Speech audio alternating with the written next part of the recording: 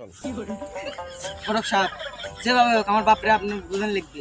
আপনি যদি বাপরে বুঝেন আপনাকে 5 দাম।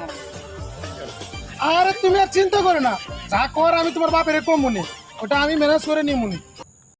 আচ্ছা ঠিক আছে, আমি তোমার বাপের কাছে যাইবেন নিছি।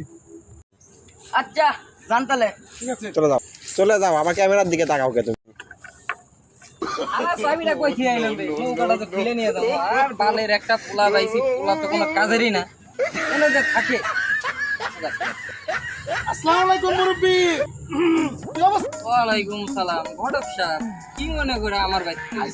আইছিলাম তো মনে করি, পোলা তো দেখলাম ভালোই বড় হয়েছে, বিয়ে শাদী কি দিবেন না? একটা ভালো একটা পাত্রী ছিল, যদি বিয়ে শাদী দিতেন তাহলে সম্বন্ধটা আমি গুছাই দিতাম। বিয়ে করাইবেন আমার পোলারে না? বিয়ে করাইবেন না? বাড়াইছো না আমার পোলারে বিয়ে করা বাড়াইছো, এখনো দুধের দাঁতই পরে নাই, তুমি বিয়ে করা বাড়াইছো না?